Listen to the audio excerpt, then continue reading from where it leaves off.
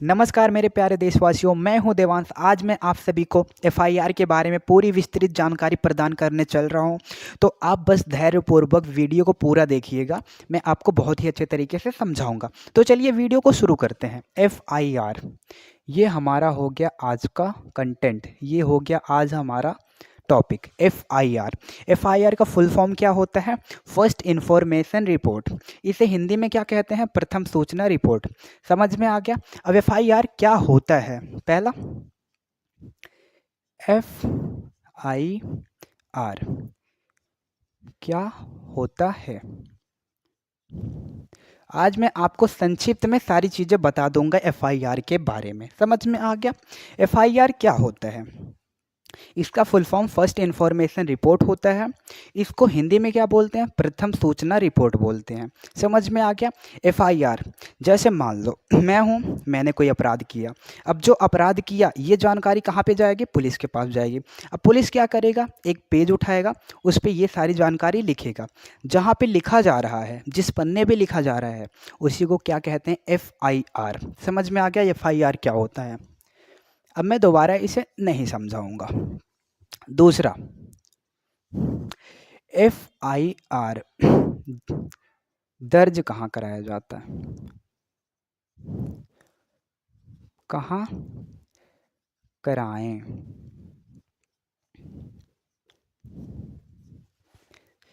FIR आपको दर्ज कहाँ कराना है? आपके नज़दीकी पुलिस स्टेशन में जाना है, वहाँ पे दर्ज करवाना है। अगर आपके गांव या आपके क्षेत्र में पुलिस स्टेशन नहीं है तो आपको किसी भी पुलिस स्टेशन में जाके एफआईआर दर्ज करवा देना है। समझ में आ गया? एफआईआर कहाँ दर्ज करवाना है? पुलिस स्टेशन में। यदि आपके क्षेत्र में नहीं है तो कहीं पे भी आप जाके दर्ज करा सकते हो। समझ में आ गया? आगे का प्रोसेस क्या है एफआईआर के लिए? ज़रूरी जानकारी,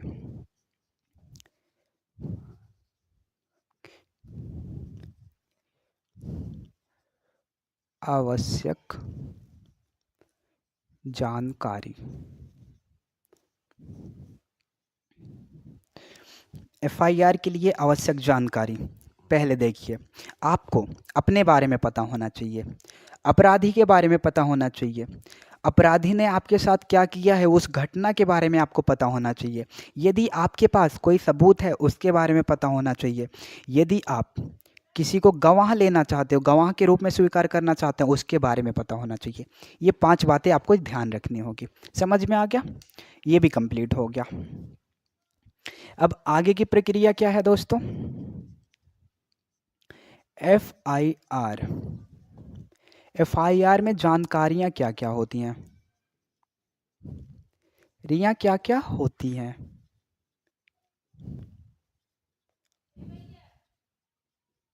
हाँ,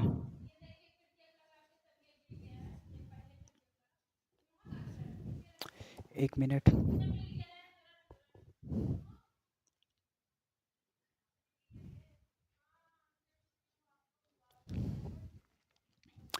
ओके, कोई दिक्कत नहीं है। थोड़ी समस्याएं उत्पन्न हो गई थी तो वो समस्याएं चली गई। आइए अपने टॉपिक पे आते हैं। तो हम क्या बता रहे थे? एफआईआर में जानकारियां क्या क्या होती हैं। चलिए, एफआईआर में सबसे पहले शिकायतकर्ता का नाम होता है, यानी कि आपका नाम आपने दर्ज करवाया। दूसरा, उसमें घटनाक्रम के बारे में पूरा बताया जाता है, मतलब घटना का पूरा विवरण दिया जाता है। तीसरा, अपराधियों के बारे में होता है कि किसने क्या किया है। अब आपने अगर गवाह लिया है तो गवाह के बारे में जानकारियाँ होता है। सबूतों के बारे में जानकारियाँ होती हैं। ये सारी जानकारियाँ हमारे एफआईआर में होती हैं। समझ में आ गया? अब आगे की प्रक्रिया क्या है दोस्तों? एफआईआर कैसे दर्ज कराया जाता है?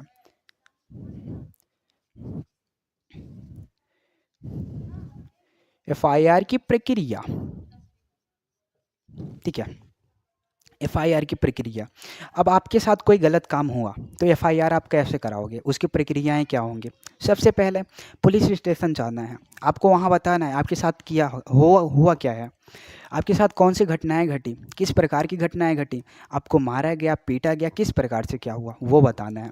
उसके बाद अपराधी क्या है, कौन है, कैसा है, नाम, गांव, पता। अब गवाह आप कर सकते हो। तो वही सारी चीज़ें सेम चलती रहेंगी, ठीक है।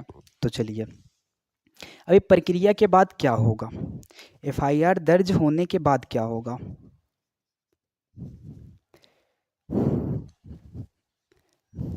एफआईआर दर्ज होने के बाद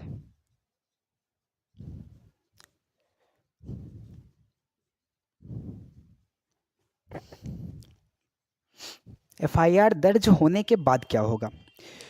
पुलिस के पास आपने एफआईआर दर्ज करा दिया। अब पुलिस क्या करेगी? जांच शुरू करेगी। जांच शुरू होने के बाद क्या होगा? सबूत इकट्ठा होगा। सबूत इकट्ठा होने के बाद क्या होगा? आरोपी का पता चलेगा। आरोपी का पता चलेगा तो वो गिरफ्तार होगा। गिरफ्तार हुआ। अब मामला गंभीर है तो ये न्यायालय में जाएगा। न्यायालय में जाएगा। न्यायालय में क्या होगा? मुकदमा लड़ा जाएगा। मुकदमा लड़ा जाएगा तो उसे पूरे अच्छे तरीके से सज़ा मिल जाएगी। ये हो गया एफआईआर दर्ज होने के बाद क्या होगा। समझ में आ गया? ये भी समझ में आ ही गया होगा आपको। तो आइए आगे देखते हैं। एफआईआर से जुड़ी धाराएं।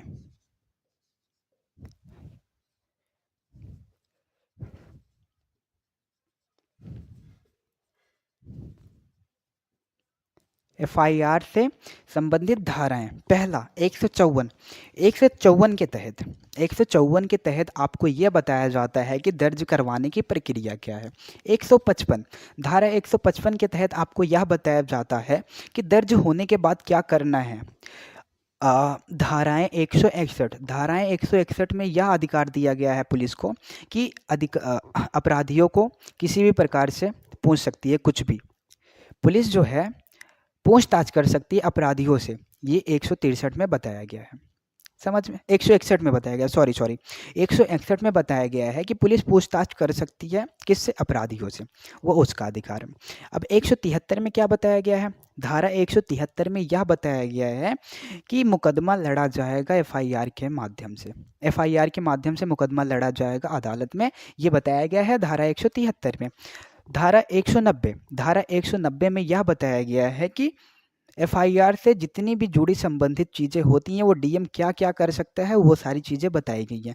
एक डीएम एफआईआर में क्या क्या कर सकता है वो बताया गया है धारा 190 में। धारा 193 में ये बताया गया है कि यदि आप झूठी गवाही देते हो तो आपके साथ क्या होगा। धारा 211 में यह बताया गया है यदि आपसे गलत एफआईआर हो गया, गलत आपने दर्ज करा दिया, झूठा दर्ज करा दिया कि मतलब आपने गलत ही किया है उस एफआईआर के साथ, तो वो बताया गया उसके बारे में। तो धाराएं भी आपको समझ में आ गई। आगे क्या है? एफआईआर में आपके अधिकार। एफआईआर में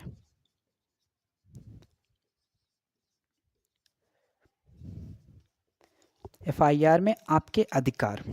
एफआईआर में आपके बहुत सारे अधिकार होते हैं। पहला, आप एफआईआर दर्ज करा सकते हो। ठीक है, आप दर्ज करा सकते हो। आपको बोलने की स्वतंत्रता है, कहीं पे भी आप बोल सकते हो वहीं वहाँ पे कोई गलत हो रहा है। वकील से सहायता ले सकते हो। वकील से किसी प्रकार की सहायता ले सकते हो, कोई भी समस्याएं उत्पन्न हो रही है। तीसरा, अदालत में भाग ले सकते हो। यदि कोई भी कार्यवाही हो रही है, कोई भी प्रक्रियाएं चल रही है अदालत में, तो आप भाग ले सकते हो। वकील से सहायता ले सकते हो, अदालत में भाग ले सकते हो और सच बोल सकते हो, अपनी बात रख सकते हो। तीसरा, सबूत सबूत की जानकारी रख सकते हो और जो पुलिस की जानकारियाँ होती हैं, जो आपके उस एफआईआर के आधार पे जो जानकारियाँ एकत्रित हो रही हैं उसके बारे में आप जानकारियाँ ले सकते हो।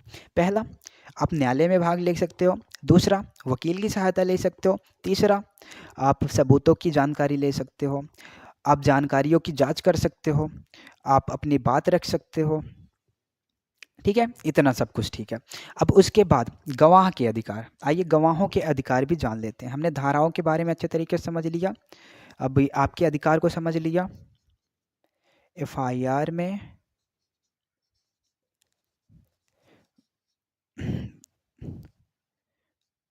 गवाह के अधिकार।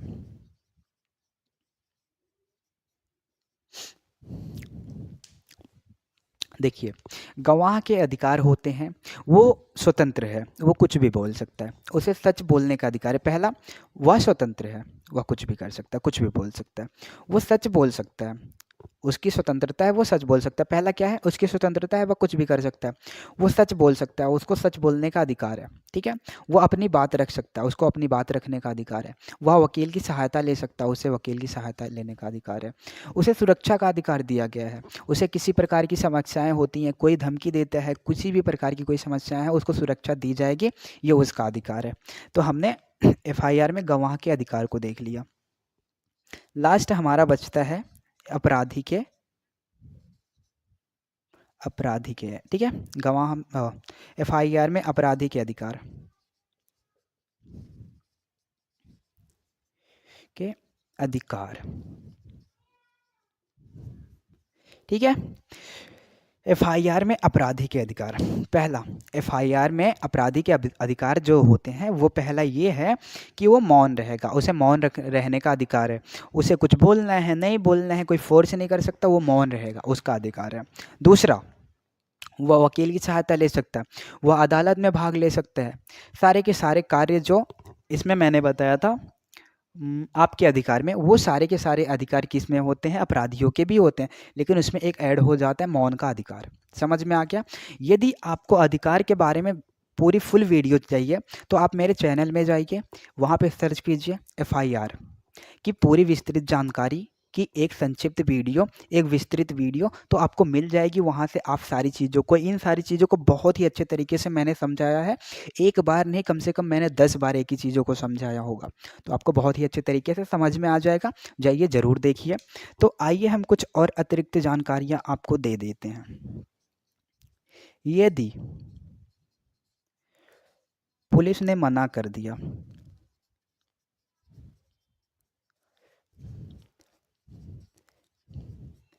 एफआईआर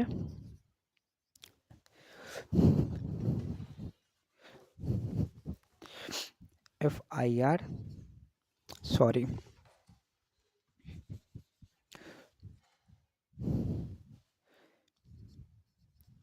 दर्ज करने से, तो आप